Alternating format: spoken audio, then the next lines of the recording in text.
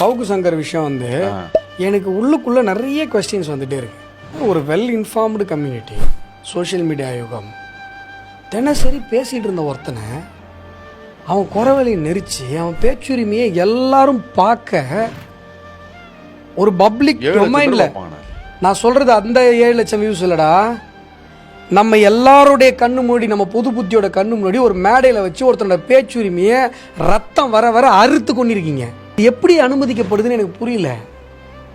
இப்போ சவுக்குடைய விஷயங்கள்ல எனக்கு உடன்பாடு இல்லை, உனக்கு தெரியும். ஏன்னா பிஜேபியை விமர்சிச்சிருக்காரு நிறைய இதில். நான் எனக்கு அவருடைய கருத்துக்கு எனக்கு உடன்பாடு இல்லை. அவர் பிஜேபிக்கு பேசுகிற ஆளும் கிடையாது.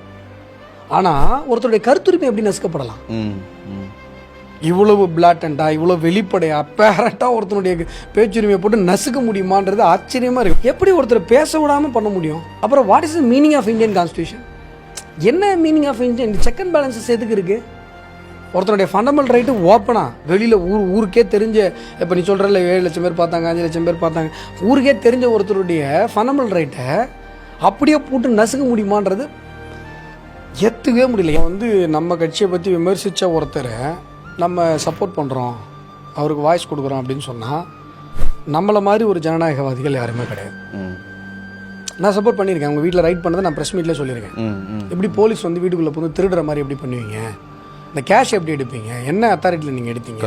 மகசர் போட்டிங்களா? ஒரு ரூபாய்க்கு சீரியல் நம்பர் எழுதி வச்சு மகசர் போட்டிங்களா? நீ மாட்டுக்கு பீரோவில் காசு இருக்குன்னு எடுத்துனா என்ன இது?